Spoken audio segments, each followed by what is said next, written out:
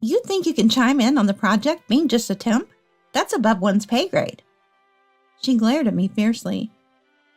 Get out of here, now. After my idea was stolen, I reached my breaking point. Okay, I'll leave. The next morning, the CEO insists on meeting you. The person who welcomed me in the CEO's office was someone unexpected. I'm Yolanda, working in the editorial department of a publishing house as a temp. Always keep smiling. That's my motto.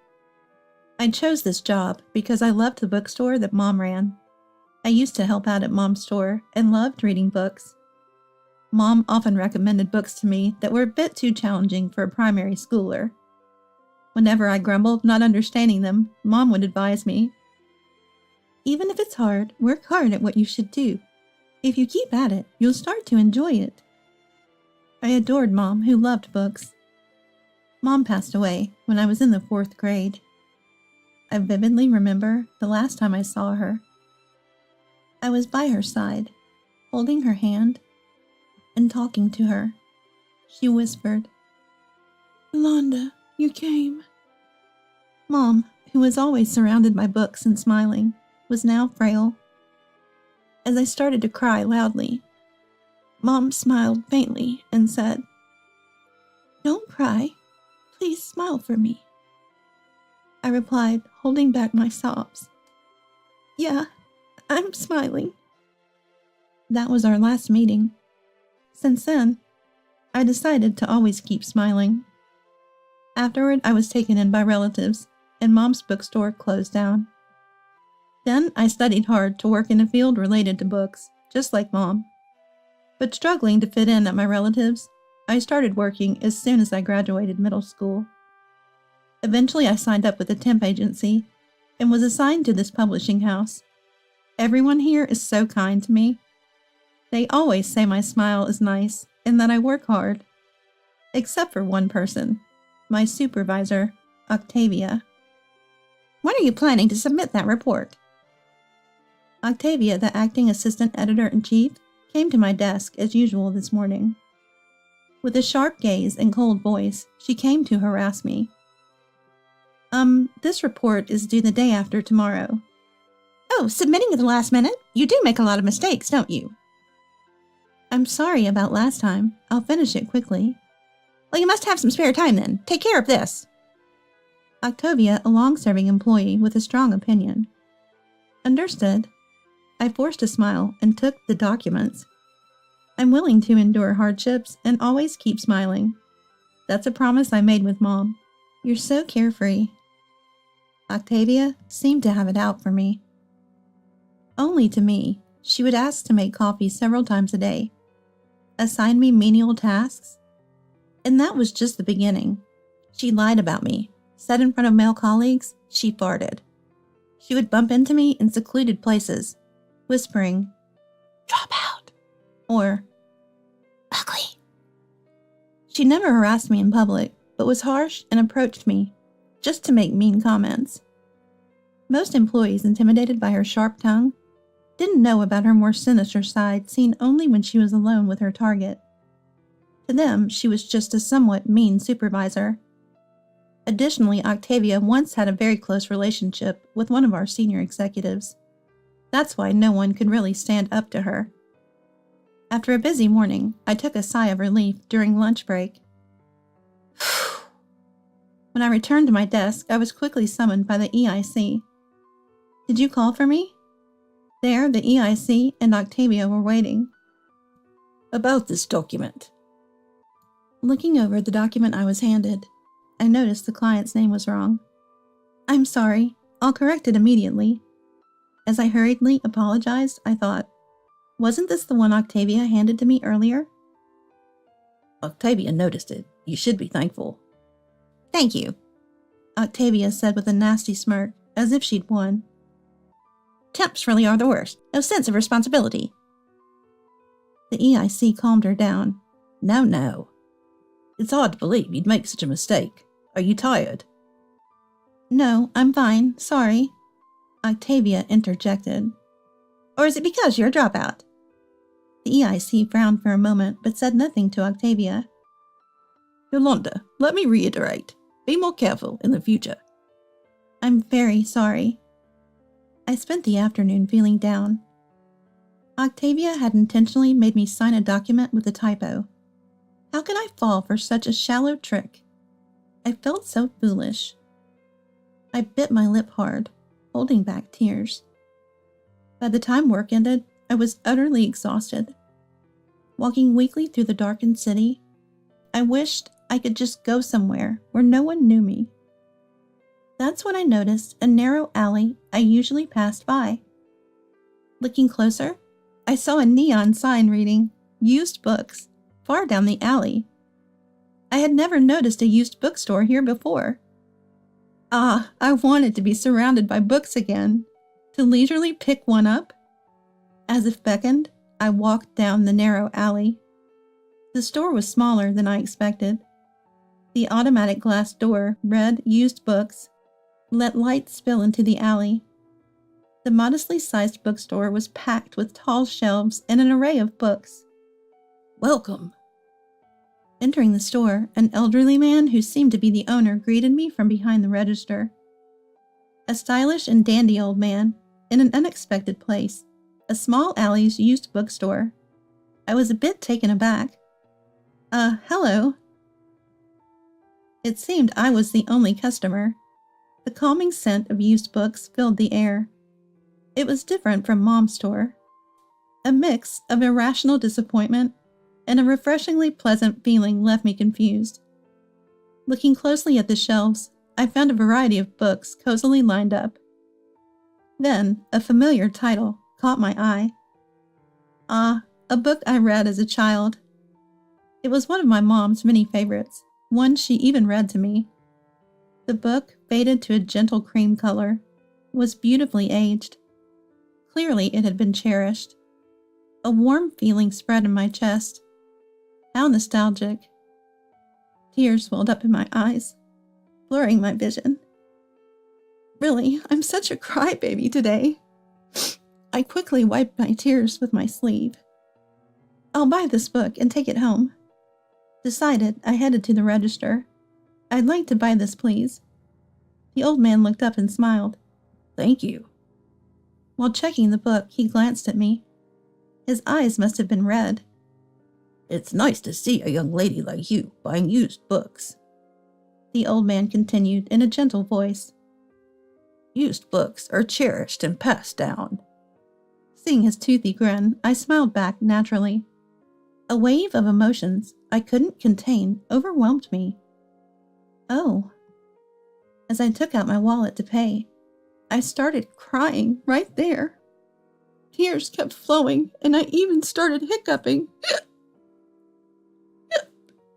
There, just wait a moment. The old man brought a towel from the back for me. He brought out a small chair from under the register for me to sit on, and he sat on a step stool in the aisle, waiting patiently until I calmed down. Wiping my face with the towel, I finally spoke. I'm sorry for the trouble. Not at all. Don't worry about it. Thank you. The old man introduced himself as Garrett Powell. The used bookstore was Mr. Powell's, started when he was younger. Do you like this book, Yolanda? Yes, my mom loved it. I see. Love must be the true justice then. Mom used to say something similar. We shared a small laugh. Thank you for the towel. I'll wash it and return it. That's very kind of you. Come again. I thanked him and left the store. When I returned the next Saturday to return the towel, Mr. Powell, seeing my nervousness, said, Welcome back. Since then, I started visiting Mr. Powell's bookstore every weekend. We talked a lot in front of the store. About books, of course, and also life stories, and even about work. Mr. Powell, being a used bookstore owner, was very knowledgeable about the publishing industry. Gradually, I started confiding my work frustrations to Mr. Powell. One day, I talked about a project that wasn't going well. Right now, I'm working on a project called Top 10 Heartwarming Literary Works for Elementary School Students. Oh, that sounds nice. It's a collection of books Mom recommended to me when I was a child. Unfortunately, my project was discovered by Octavia and got crushed. Remembering it made my face darken. Mr. Powell encouraged me. Feel free to talk to me about anything. I shouldn't bother you. While saying this, I unintentionally opened up about not being able to become a full-time employee and the harassment I was receiving from Octavia. Mr. Powell thought for a moment and then encouraged me with a kind voice. Don't worry, your troubles will resolve in time. I hope so. Then Mr. Powell said something odd. I'll come and see your work sometime. What do you mean? Will you bring a proposal to our office, Mr. Powell? Maybe I'll bring 1 or 2 proposals. That would be great. Though his joke lightened the mood, my anxiety didn't disappear. The following week, an incident occurred. Before lunch, the EIC called several employees, including Octavia. Okay, everyone, I've gathered you here for our special project. We've decided to go with Octavia's proposal. Documents were handed out to everyone. It read, Octavia's Project. Top 10 famous books to recommend to children. No way. The content was eerily similar to my own project. In the afternoon meeting, we'll discuss the details. Wait a minute, that project is mine. Some were shocked. Others awkwardly fell silent or quietly returned to their work. Octavia laughed mockingly. I always knew she was odd. Her tone was full of disdain. I have proof. I rushed back to my seat, searching through my drawers. There should have been a presentation document. Why? Why can't I find it? It's not here. I thought the file was on the company computer. I hurriedly checked the folders, but the file was gone. The EIC approached me, speaking cautiously. Calm down, okay? I clenched my teeth in frustration. Yolanda, let's talk. There's no need, Octavia interrupted loudly. This woman without any reason is calling me a thief. She's just jealous because she's a dropout. Everyone in the office was looking at us uneasily. Whispers were heard around. That's it. She's trying to steal my project. Octavia continued in a low voice. As a temp, she shouldn't be meddling in projects. That's above one's pay grade. She glared at me fiercely. I'll tell the boss about this. You're fired. The EIC, hearing the mention of the boss, froze, looking dismayed and rooted to the spot. Get out of here now. Octavia's shout pushed me to my breaking point. Okay, I'll leave. Yolanda. It's okay, EIC. I'll be in touch. With those words, I grabbed my bag. Striding out of the office, I exhaled deeply. I wasn't convinced. But having come this far, it couldn't end without consequences. First thing tomorrow, I need to explain the situation to the temp agency. I headed home with weary steps. The next morning, I woke up with a heavy head and my eyes pained from crying. I was about to get ready to visit the temp agency. My mobile phone rang. It was an external call from the editorial department. Hesitant at first, I quickly pressed the call button. Hello? Yolanda, I'm so glad. It was the EIC on the line. EIC, I'm sorry for the trouble. Actually, our company's CEO wants to meet you. Can you come to the office now? Yes, I understand. I'll be waiting for you. After the call, I became anxious. Our company, a major publishing house, has a subsidiary office that specializes in monthly magazines. I wondered why the CEO, whom I rarely meet, wanted to see me personally. Could it be I was being wrongly accused and sued? My head felt even heavier. Still, I got ready and dragged my heavy feet to the office. Just as I reached for the doorknob, the door opened from the other side. Oh! Yolanda, we've been waiting for you. Despite my surprise, the EIC greeted me with a beaming smile. As I stepped inside, I saw a few people looking at me curiously. For some reason, Octavia wasn't here. Well, this morning, President Powell suddenly visited and insisted on meeting you. Wait, that's right. Our CEO's name is also Powell. He was concerned when he found out you weren't here, and asked about yesterday, so I briefly filled him in. I'm really sorry. No, it's me who should apologize. Let's talk later. The EIC knocked on the conference room door, and a voice said, Come in. Go ahead. To my surprise, the familiar old man from the used bookstore was sitting inside. Mr. Powell! Dressed in a more formal suit than usual, Mr. Powell greeted me with his usual bright smile. I've heard about this situation. Have a seat here. Mr. Powell, why are you here? Well, I came to see you, of course. Excuse me? The EIC brought coffee for me. If you need anything, just let me know. He bowed deeply and left the room. I finally asked, Mr. Powell, you're our CEO? Surprised?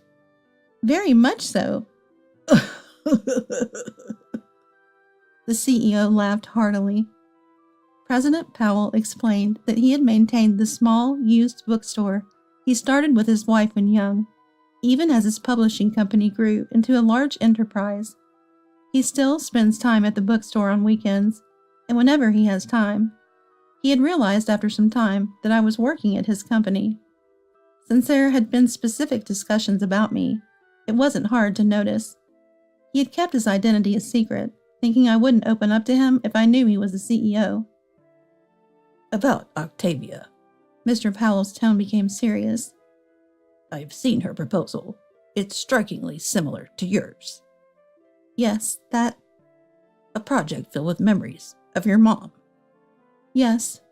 I felt a surge of emotion. President Powell said, Octavia will be transferred elsewhere. Sorry for the trouble. No trouble at all. A tear rolled down my cheek, along with a bashful smile. Afterward, I was officially employed as a full-time staff member at our company. Everyone in the office was caring as before, perhaps even more protective. Customers began to trust me and entrusted me with many projects. Eventually, I received a letter from Octavia. It contained an apology and her candid feelings. She was envious of my earnestness, something she lacked. She admitted to secretly disposing of the documents on my desk and deleting the computer data to claim the project as her own. I still talk with President Powell at the used bookstore on weekends. Once I asked why he was so kind to me. He revealed that my maternal grandfather and he were old acquaintances. Apparently, my grandfather was Powell's mentor when he studied business in college. This connection led to a friendship with President Powell's son, my colleague. We hit it off and eventually went on several outings together. Soon after, we got married. It's been 15 years since.